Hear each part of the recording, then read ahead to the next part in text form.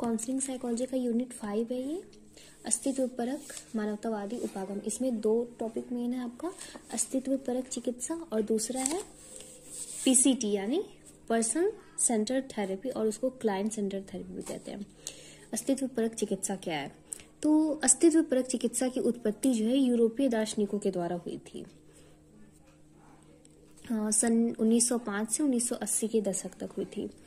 अच्छा, कभी कभी इसमें ना सिर्फ ये है कि आप जो क्वेश्चन आपके माइंड में चलता है, जैसे लाइफ क्या है, मृत्यु क्यों होती है, जो आया है उसको जाना क्यों है ना, हमारी लाइफ का पर्पस क्या है, ईश्वर क्या है ना, हम कौन है, हमारा अस्तित्व क्या है ना, ये सब चीजें जो सवाल होती हैं कि या फिर किसी की लाइफ में अच्छा क्यों हो रहा है, हमारे साथ इतना बुरा क्यों होता है, ये सब चीजें अस्तित्वपरक चिकित्सा के अंदर आती है। इसमें कहा गया है, क्या आपने कभी ऐसी भयानक स्थिति का अनुभव किया है जिसमें आपको लगता है कि यह आपकी दुनिया का अंत है? कभी हम सब लाइफ में कभी कभी ऐसी सिचुएशन आती है जिसमें हम खुद को एकदम हेल्पलेस पाते हैं, या हमारे पास कोई नहीं है, हमारा कोई नहीं सुन सकता, या हमको कोई समझ नहीं सकता, ये मेरी लाइफ का एंड है, या फिर इससे बुरा अब क्या ही हो सकता है, मैं जी क्यों रहा हूँ, है ना। ऐसी सवाल हमारे लाइफ में, हर किसी की लाइफ में कभी न कभी आती है। तो इनके बारे में ही पूरा अस्तित्वपरक चिकित्सा दिया हुआ है। बहुत से लोग कभी ऐसे सिचुएशन को एज अ चैलेंज लेते हैं, और बहुत से लोग इसको, ऐसी सिचुएशन आती है तो वो बहुत परेशान हो जाते हैं, डर जाते हैं, बहुत पेन फील करते हैं, पीड़ा फील करते हैं। उन्हें लगता है कि इससे बुरा हो ही नहीं सकता कुछ, है ना, या फिर हमारे साथ ही ऐसा क्यों हो रहा है। अस्तित्वपरक चिकित्सा में 3 अग्रणी व्यक्ति हुए। पहला है विक्टर फ्रैंकल, रोलोमे और इरविन यालोम को उनके जीवन में विकट स्थिति का सामना करना पड़ा, जिससे उन्हें मानव जीवन के व्याप्त कुछ नित्य या स्थायी प्रश्नों, जैसे जीवन की सार्थकता से संबंधित प्रश्न, ईश्वर का अस्तित्व, ईश्वर है या नहीं है तो कौन है, उन्हें ईश्वर किसने बनाया, वो कैसे ईश्वर बन गए, मृत्यु, स्वयं यानी मैं कौन हूँ, मैं क्यों हूँ, मेरा अस्तित्व क्या है, ऐसे सवालों का जवाब वो ढूंढते थे। उन सभी में एक बात समान थी कि वे सभी स्वतंत्रता, जीवन की सार्थकता, दुश्चिंता, मूल्यों की खोज, उत्तरदायित्व, अलगाव और मृत्यु के मसलों में रुचि रखते थे। ठीक है, इन सब में कॉमन चीज थी कि वो स्वतंत्रता में बिलीव करते थे। स्वतंत्रता, इसमें स्वतंत्रता का मतलब ये है कि आप मेंटली स्वतंत्र हो, है ना, स्वतंत्रता। जैसे कि कभी हम लोगों की लाइफ में ये होता है कि हम दूसरों के ऊपर निर्भर रहते हैं, या फिर समाज कह लो, या फैमिली कह लो, या पेरेंट्स कह लो, उन लोगों के बीच में दबे हुए होते हैं। वो लोग जो चाहते हैं कि मेरा बच्चा ये जॉब करे, डॉक्टर बने, तो हम उनके लिए डॉक्टर बनते हैं। हमारी इच्छा कुछ और करने की है, लेकिन हम समाज के दबाव में आकर उनकी बातों को समझकर उनकी तरह बिहेव करते हैं, जिसकी वजह से हम बाद में परेशान होने लगते हैं और अपनी स्वतंत्रता खो देते हैं। अस्तित्वपरक चिकित्सा का समुचित रूप से परिभाषित या संरचित उपागम नहीं है। ये, इसको एक तरह से चिकित्सा नाम है इनका, लेकिन ये इसको एक तरह से आप एज अ काउंसलिंग नहीं समझ सकोगे। इसमें मेन पर्पस इसका है कि सवाल करना। ठीक है, काउंसलर क्लाइंट से सवाल करेगा और दोनों का सेम रोल होता है। ठीक है, कि आखिर ऐसा चीज हो रहा है, ये दुर्घटना हुई आपके साथ, तो क्यों ही। अगर कोई इंसान परेशान है, किसी के साथ बहुत बुरा हुआ, तो क्या वजह थी, आप इस सिचुएशन में हो, आज इस कंडीशन में हो, कोई अमीर है, कोई गरीब है, तो गरीब इंसान सोचेगा मैं इतना गरीब क्यों हूँ, वो इतना अमीर कैसे बन गया, है ना। हम लोग साथ में पले बड़े हैं, एक साथ हम लोग दोस्त रहे, लेकिन एक दोस्त क्या है, बहुत आगे निकल के लाइफ में सक्सेस है, करियर सब चीज उसका अच्छा चल रहा है, और दूसरा फ्रेंड वही है कि बहुत नीचे स्तर पे है। तो ऐसा क्यों हुआ, वो दूसरों को ब्लेम करेगा कि मेरे पेरेंट्स ऐसे हैं, ये अमीर नहीं है इसलिए मैं गरीब हूँ, मेरे पेरेंट्स की गलती है, या मेरी फैमिली की गलती है, या हमारे लाइफ में ऐसा कोई इवेंट हुआ जिसकी वजह से हम एकदम ऊपर से एकदम अर्थ से फर्श पे आ गए, है ना। और वहीं सामने वाला मान लो जिसके पास सक्सेस, करियर सब चीज अच्छा चल रहा है, बहुत अमीर है वो, उनके लाइफ में क्या है, उनको किसी चीज की डिसीज है ना, कोई बीमारी है उनको, मान लो हार्ट पेशेंट है या कैंसर, कुछ भी समथिंग ले लो, तो वो सोचेगा कि वो गरीब है, उसके पास पैसा नहीं है दूसरे फ्रेंड के पास, लेकिन फिर भी वो खुश है, उसके पास फैमिली है, वो निरोग है, लेकिन मैं दुखी क्यों हूँ? मेरे पास सब कुछ होते हुए भी मैं परेशान क्यों हूँ? है ना? तो यहाँ क्या मैटर करता है? दोनों की सोच, नजरिया क्या है आपका। ठीक है। और अस्तित्वपरक उपागम के अनुसार मानव प्रकृति के कुछ बुनियादी आयाम होते हैं, जैसे स्वयं जागरूकता। स्वयं जागरूकता का मतलब खुद के बारे में जानना, अपनी स्वतंत्रता के बारे में जानना। आप कौन हो, आपका अस्तित्व क्या है, आप लाइफ से क्या चाहते हो, आप अपने आप से आपकी क्या एक्सपेक्टेशन है ना? जैसे दुनिया तो हमसे कुछ भी चाहती हो, है ना? लोग, समाज क्या चाहता है, हम ऐसा करते हैं अपनी लाइफ में, ऐसी चीजें चुनते हैं कि जिसमें समाज कंफर्टेबल हो, हम समाज में रहने लायक बन सके। मान लो आपके पेरेंट्स चाहते हैं कि आप डॉक्टर बनो, समाज बोलेगा हाँ भाई डॉक्टर बनना बहुत अच्छी बात है, लेकिन आप चाहते हो आप एक म्यूजिशियन बनो, तो इसमें क्या समाज बोलेगा, भाई ये गाएगा, ये नाचेगा, ये कोई जॉब होता है, ये कोई काम होता है, बनना है तो डॉक्टर बनो, इंजीनियर बनो, प्रोफेसर बनो, है ना? वो लोग बड़े बड़े पोस्ट के लिए बोलते हैं, लेकिन आपका एम तो कुछ और है। लेकिन आप समाज के और फैमिली के प्रेशर में आके प्रेशराइज होके आप कुछ और काम कर रहे हो। तो इस चीज से बाहर निकलने के लिए आपकी हेल्प करता है अस्तित्वपरक चिकित्सा। ठीक है, आपकी स्वतंत्रता, क्योंकि हम सब स्वतंत्र हैं, हमारे पास हमेशा लाइफ में ऑप्शन होते हैं। ठीक है, हम उन ऑप्शन को चुन सके, उनका चुनाव कर सके, इसके लिए अस्तित्वपरक चिकित्सा बनाया गया है। चयन और उत्तरदायित्व। अब बस सिर्फ चुनना नहीं है कि हमें प्रोफेसर नहीं बनना है, हमको म्यूजिशियन बनना है, बस चुनाव नहीं करना है। चुनाव करने की स्वतंत्रता आपको मिल गई, ये आपको समझ में आया, लेकिन उत्तरदायित्व, इसके लिए आपको करना क्या होगा? आपको अपनी फैमिली को बताना होगा कि मेरी इसमें खुशी नहीं है, मेरी इस चीज में खुशी है, तो मुझे ये जॉब करना है। ठीक है, मुझे म्यूजिशियन बनना है, मुझे डॉक्टरी नहीं करना है। फैमिली को समझाना होगा और उसके लिए आपको मेहनत भी करना होगा। आपको खुद को प्रूफ करके देना होगा कि हाँ मैं इस काबिल हूं, मैं ये कर सकता हूं और मुझे ये करके खुशी मिल रही है। ठीक है, तो चयन करना और उत्तरदायित्व निभाना, अपने कर्तव्य का पालन करना। मनुष्य की यह मूलभूत आवश्यकता है कि वे संबंध परक और सामाजिक जरूरतों से प्रेरित रहते हैं, साथ साथ अपनी विशिष्टता और व्यक्तित्व को बरकरार रखे, अपनी विशिष्टता पहचान बनाने, अपना सच्चा स्वयं धारण करने का साहस रखे। मतलब आप जो हो, आप जो चाहते हो, उस चीज को खुद पहले एक्सेप्ट करो, तभी आप दुनिया से लड़ सकते हो अपने लिए। ठीक है, दुनिया के बारे में, लोगों के बारे में सोचना अच्छी बात है, सहानुभूति रखनी चाहिए, एम्पैथी रखना चाहिए, लेकिन खुद के बारे में भी सोचना चाहिए। अगर हम अंदर से दुखी है तो हम किसी को खुशी नहीं दे सकते। ठीक है, फिर आता है हमारे जीवन में अर्थ, उद्देश्य, मूल्य और लक्ष्यों की खोज जारी रहती है। हम है कौन, हमारा टारगेट क्या है, हमारे जीवन का लक्ष्य क्या है ना? क्या मूल है, मेरा कोई मूल्य है या नहीं है? मैं शून्य तो नहीं? क्या मैं किसी के लाइफ में कोई इम्पोर्टेंट नहीं रखती या रखता, या कोई मुझे इम्पोर्टेंट क्यों नहीं देता, है ना?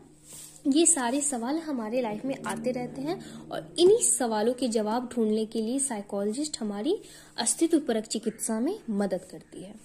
अपना प्रमाणित स्वयं बनने में, अपने प्रयासों में मनुष्य दुश्चिंता का अनुभव करता है। ठीक है, मृत्यु अवश्यंभावी है और इससे बचने का प्रयास करने के बजाय, देखो अब क्या होता है, कुछ लोग सोचते हैं कि मरना तो सबको ही है ना? और कुछ लोग ये सोचते हैं कि मतलब मरना क्यों है? मान लो कोई बहुत अच्छे मित्र थे, अब उनमें से एक मित्र की मृत्यु हो गई, तो बोलेगा इसकी उम्र ही क्या थी, ये तो बस 70 साल का ही अभी हुआ है ना, एक तो गरीबी थी, एक तो बहुत तरह से ये रोगी था। ठीक है, फैमिली वाले इसको बहुत धुतकारते थे, इसकी कोई इज्जत नहीं थी, बहुत इनकम में भी प्रॉब्लम हो रही थी, बहुत सारी प्रॉब्लम थी इसको, और अब ये इसकी मृत्यु भी हो गई, इसकी फैमिली पे क्या बीतेगी, ये वो फलाना निमकाना, बहुत सारी चीजें सोचते हैं। अब उसी में हम में से कोई ये भी सोचता है कि अच्छा हुआ कि मर गया, मतलब शरीर में इतना कष्ट था, इतनी सारी बीमारियां थी, ऊपर से उम्र भी हो गया था, है ना? अच्छा हुआ चलता फिरता चला गया, मतलब फैमिली को भी ज्यादा परेशानी नहीं हुई। हाँ, थोड़ा बुरा तो लगता है, लेकिन ये तो सच है, एक्सेप्ट करने लायक चीज है कि जो आया है उसको जाना है, जो जन्मा है उसकी मृत्यु तय है। ठीक है, तो सोच के ऊपर है कि हम कैसे चीजों को लेते हैं, पॉजिटिव वे में या नेगेटिव वे में। ठीक है,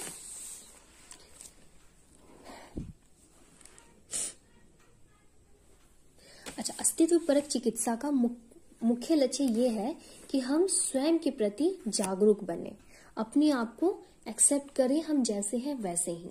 हमारी जीवन का जो मूल तत्व है जिसके लिए हम जी रहे हैं उस चीज को समझें और उसके लिए जिए। ठीक है। अच्छा, परामर्शदाता की भूमिका, इसमें काउंसलर की क्या रोल रहती है? क्लाइंट की व्यक्तिगत परक दुनिया को समझना अस्तित्व परक परामर्शदाता की प्राथमिक भूमिका रहती है। सुनिश्चित करता है कि क्लाइंट व्यक्तिगत उत्तरदायित्व के महत्व को समझने और अपने जीवन और अपनी पसंद के लिए उत्तरदायित्व स्वीकार करे। हाँ, अन्य लोगों या स्थिति को दोष देना कोई विकल्प नहीं है। सपोज कोई इंसान मोटा है और वो वेट लॉस करना चाहता है, तो अपने फैट को लॉस करने के लिए क्या करेगा? बार बार जाके वो वेट मशीन पे खड़ा होकर देखेगा, अरे मेरा तो 60 kg है, अरे 61 हो गया, अरे अभी 72 था, है ना। मतलब वेट मशीन पे खड़े होकर के हम अपना वेट नापेंगे, वो कोई सॉल्यूशन है? नहीं। और फिर दोस्त देंगे, मतलब मेरी तो किस्मत ही खराब है ना, अपनी किस्मत को दोस्त देना, या फिर बोलना कि यार मेरे पेरेंट्स खिला देते हैं, या मेरे फ्रेंड ऐसे हैं वो बार बार जब भी जाओ वो पिज्जा बर्गर खिला देते हैं। तो दूसरे को दोस्त देने के बजाय हम ये कर सकते हैं, हम अपना रोल देख सकते हैं। हमने क्या किया खुद के लिए? क्या हम बस वेट मशीन पे खड़े होते हैं, या वेट को कम करने, फैट को कम करने के लिए हम कुछ करते भी हैं? अभी हम इसमें कर क्या सकते हैं? हम अपने डाइट को फॉलो कर सकते हैं, सही डाइट ले सकते हैं, है ना, और अपनी डे टू डे लाइफ को चेंज कर सकते हैं, थोड़ा सा एक्सरसाइज, मेडिटेशन, ये सब चीजें कर सकते हैं। दूसरों को दोष देने की बजाय हम खुद के अंदर बदलाव ला सकते हैं। यहाँ तक कि क्लाइंट की यदि अपनी जीवन स्थितियों के लिए दूसरों पर दोष मढ़ता है तो परामर्शदाता यानी काउंसलर उन्हें इसके लिए प्रेरित करता है कि वे समस्या की स्थिति में अपना योगदान देखें, कि आपको कोई प्रॉब्लम हो रही है तो उसमें आपने क्या किया है, आपका क्या योगदान रहा है ना। दूसरे लोगों ने तो जो किया, जितना बुरा किया आपके साथ किया, लेकिन आपने अपने साथ क्या किया है? आपने कोई अच्छाई की है अपने साथ? आपने अपने बारे में सोचा? इन सब सवालों का जवाब अस्तित्व परक चिकित्सा में ढूंढा जाता है। चिकित्सा में क्लाइंट का अनुभव, अब क्लाइंट का अनुभव इसमें मैटर करता है कि अस्तित्व परक चिकित्सा में क्लाइंट सक्रिय भूमिका निभाता है। दुनिया में स्वयं के चिंतन और अन्वेषण की प्रक्रिया में क्लाइंट भय से लेकर क्रोध, खुशी, उल्लास, उत्तेजना तक संवेगों के विविध रंगों का अनुभव करते हैं। वे इस बारे में अधिकाधिक जागरूक हो जाते हैं कि किस तरह वे स्वयं को बेड़ियों में जकड़ रखे हैं, और इसलिए वे अस्तित्व की स्वतंत्रता के कुछ क्षणों का आनंद भी नहीं ले पा रहे हैं। ठीक है, कि हम लोगों की चीजों में डूबे हुए हैं कि लोग क्या कहेंगे, लोग क्या सोचेंगे, अगर मैं ये प्रोफेशन चूज करती हूँ, अगर मैं ये काम करती हूँ तो लोग क्या बोलेंगे, अगर मैंने ऐसा नहीं किया, लोग जो मुझसे चाहते हैं मैंने वैसा नहीं किया, तो लोग क्या सोचेंगे मेरे बारे में, मेरी क्या इज्जत रह जाएगी, है ना। इन सब चीजों के ऊपर काम करना ही अस्तित्व परक चिकित्सा का मेन मकसद है। तकनीकें, रणनीतियां नहीं, इतना मैटर नहीं करता। क्लाइंट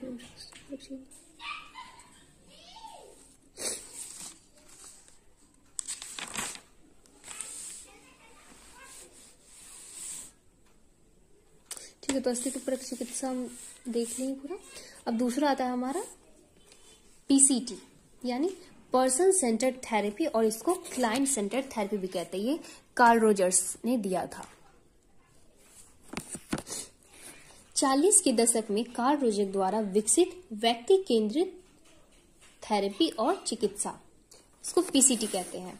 मनुष्य आज इस चिकित्सा को भावात्मक उपागम के रूप में वर्गीकृत किया गया है। व्यक्ति केंद्रित चिकित्सा घटनात्मक उपागम का उपयोग करती है, अर्थात व्यक्ति के अनुभवों पर ध्यान देना है कि व्यक्ति स्वयं को और आसपास की दुनिया को किस तरह अनुभव करता है। यह प्रत्यक्ष व्यक्तिगत अनुभव या स्वयं से संबंधित जैविक अनुभव व्यक्ति के सीखने, वृद्धि और स्वयं विकास के लिए महत्वपूर्ण है। पीसीटी का उद्गम इस मूलभूत मान्यता में निहित है कि प्रत्येक मनुष्य विवेकपूर्ण और सुयोग्य है। वे अंतर्निहित रूप से यह भी जानते हैं कि उनके लिए सबसे बेहतर क्या है। अगर कोई क्लाइंट काउंसलिंग के लिए जाता है तो वो क्यों जाता है? डायरेक्ट अगर हमें थोड़ी सी कोई प्रॉब्लम होती है, हमें कोई टॉपिक समझ नहीं आ रहा है, तो हम तुरंत तो टीचर से नहीं पूछते, हम उसको रीड करते हैं, खुद से समझने की कोशिश करते हैं। ठीक है, तो क्लाइंट पहले खुद से सवाल जवाब करता है, खुद को समझने की कोशिश कर रहा है कि मुझे ये प्रॉब्लम आ रही है तो सॉल्यूशन क्या है। फिर क्या करता है, वो अपने करीबी लोगों से पूछने की कोशिश करता है, और जब उसको कहीं भी सॉल्यूशन नहीं मिलता है तब जाकर वो काउंसलिंग के लिए सोचता है और काउंसलिंग के लिए जाता है। ठीक है, तो एज अ काउंसलर आपकी रिस्पॉन्सिबिलिटी बनती है कि आप अपने क्लाइंट के साथ एम्पैथी रखें, यानी सहानुभूति रखें। अब सपोज कोई क्लाइंट है, क्लाइंट में भेदभाव करना तो सबसे गलत बात है। एज अ काउंसलर आपकी रिस्पॉन्सिबिलिटी बनती है कि आप क्लाइंट के साथ कोई भेदभाव ना करें। अगर क्लाइंट आपका कोई क्रिमिनल ही क्यों ना हो, ठीक है, कोई टेररिस्ट ही क्यों ना हो, अगर वो काउंसलिंग के पास आया है तो आप उसके ये जो काम वो करता है उसके प्रोफेशन को साइड में रख करके वो जिस चीज के लिए आपके पास आया है, जिस हेल्प के लिए आपके पास आया है, उसको वो करनी है। ये नहीं कि ये तो टेररिस्ट है, इसको क्या काउंसलिंग दूं, ये तो कुछ समझेगा नहीं, इसको तो ये कर देना चाहिए, है ना। खुद से कोई भी कंक्लूजन पे नहीं जाना है बिना उसकी बात समझे। और दूसरी चीज होती है ट्रस्ट वर्दी होना चाहिए, मतलब ट्रस्ट बिल्ड करना है क्लाइंट के अंदर। ये ट्रस्ट बिल्ड करो कि वो अपनी बातें जो भी आपसे शेयर करेगा आप किसी और को ना बताओ। तो कार्ल रोजर्स कहते हैं कि काउंसलिंग के लिए एक काउंसलर के अंदर ये क्वालिटीज होनी चाहिए कि उसके अंदर एम्पैथी होनी चाहिए, सहानुभूति होनी चाहिए, कि क्लाइंट जो भी हो हम उसको क्लाइंट ही समझेंगे, हम उनके साथ कोई भेदभाव नहीं करेंगे। और दूसरी चीज कि ट्रस्ट बना रखेंगे, कि हम इतना ट्रस्ट बनाएंगे कि क्लाइंट अपने मन से अपनी जिस प्रॉब्लम के लिए वो काउंसलिंग के लिए आया है वो अपनी प्रॉब्लम को सामने रखे। फिर क्लाइंट के नजरिए से देखना, जैसे कि अब क्या होता है कि क्लाइंट कुछ भी बोल रहा है, हम अपनी अवधारणा लाएंगे कि हाँ ये इसने किया, ये गलत किया, ये करता तो सही रहता। ऐसा नहीं करना है। क्लाइंट अगर प्रॉब्लम में है तो उसको प्रॉब्लम कहाँ से दिख रही है, ऐसी कौन सी चीज है जो उसको परेशान कर रही है जिसकी वजह से वो आपके पास आया है। तो अपना कोई भी कंक्लूजन उसके ऊपर थोपना नहीं है, क्लाइंट को समझना है, उनकी सोच, उनकी थिंकिंग को समझना है और उसके हिसाब से उनके साथ तर्क वितर्क करना है। और अगर आपको जो चीज समझ, क्लाइंट की बातों से आपको जो भी चीजें समझ में आ रही है, इस बात से पुष्टि भी करना है, यानी कि आप क्लाइंट से पूछो कि हाँ आपने जो बातें बताई उससे मुझे ये समझ में आया, मैंने जो समझा वो सही है या आप कुछ दूसरी बातें समझाना चाह रहे हैं। तब आपका क्लाइंट क्या करेगा, वो अगर आपको उसको सही लगेगा वो बोलेगा हाँ आपने सही समझा है, ऐसा ही बात है। और अगर बोलेगा कि नहीं आपने गलत समझ लिया है तो फिर से वो अपनी चीजें समझाने की कोशिश करेगा। ठीक है, तो दोनों को एक दूसरे के साथ कम्युनिकेशन करना है। ऐसा नहीं है कि आप चुपचाप बैठ जाओगे, आपको सवाल भी करना है, क्योंकि काउंसलिंग एक ऐसी प्रक्रिया है जिसमें काउंसलर और क्लाइंट दोनों का रोल महत्व रखता है। अगर हम सवाल नहीं पूछेंगे तो सामने वाला सोचेगा ये तो बस ऐसा सुन रहा है, बस सुनने के लिए पैसे ले रहा है। उसको कंक्लूजन चाहिए होता है कि सामने वाला का क्या राय है ना। फिर आता है बॉडी लैंग्वेज। तो एज अ काउंसलर आपको सिर्फ उनकी बातों पे ध्यान नहीं देना है, उनकी बॉडी लैंग्वेज को भी परखना है, उसको भी समझना है। बॉडी लैंग्वेज में सिर्फ मतलब बैठने का तरीका नहीं आता है, आई कांटेक्ट मैटर करता है, हैंड गेस्चर मैटर करता है। मान लो कोई क्लाइंट आया, बार बार पैर हिला रहा है, नर्वस हो रहा है ना, उसको पसीने आ रहा है, इट मीन्स वो झूठ भी बोल रहा है, हो सकता है वो डर रहा है, हो सकता है वो नर्वस हो, बहुत सारी चीजें हो सकती है, उसके अंदर बहुत सारे इमोशंस चल रहे होते हैं। प्लस फेशियल एक्सप्रेशन भी फील करना होता है कि अगर वो ऐसी बातें कर रहा है तो उसका फेस ऐसा बन रहा है, उसकी बॉडी लैंग्वेज चेंज हो रही है ना। तो इन सब चीजों के बारे में भी समझना कार्ल रोजर्स करते एक काउंसलर के लिए बहुत महत्वपूर्ण है। फिर आता है समानता, इक्वालिटी। जैसा पहले हमने कहा कि क्लाइंट अगर कोई टेररिस्ट है या क्रिमिनल है फिर भी उसको आपको काउंसलिंग देना है तो उसके में और बाकी क्लाइंट में समानता होनी चाहिए। मतलब उसको गलत नहीं समझना है, उसने ऐसा कोई क्राइम किया, चलो ठीक है उसने क्राइम किया, लेकिन वो आपके पास आया आपकी हेल्प लेने के लिए। ठीक है, तो इक्वालिटी होनी चाहिए, दोनों की समझ होनी चाहिए, है ना। अगर क्लाइंट आपको कुछ समझा रहा है तो आप उसके नजरिए से देखो, उसको समझो। फिर बदलाव कहाँ लाया जाए। ठीक है, आप क्लाइंट से पूछो कि ये सब प्रॉब्लम हो रही है तो आपको क्या लगता है, कहाँ पे चेंजेस लाने की जरूरत है। ठीक है, हाँ, और क्लाइंट को हेल्प करना कि वो खुद को समझे। क्लाइंट सेंटर्ड थेरेपी पीसीटी का यही मकसद है कि क्लाइंट को आप हेल्प करो कि वो खुद को समझे। Each person is unique. Her person जो होता है ना वो खुद में यूनिक है, किसी को किसी से कंपेयर नहीं करना है, उसकी रिस्पॉन्सिबिलिटी उसको समझाना है और प्रैक्टिस करना है। ठीक है। सेल्फ एक्चुअलाइजेशन, स्वयं बोध, स्वयं का बोध, अपने अस्तित्व का बोध होना बहुत जरूरी है।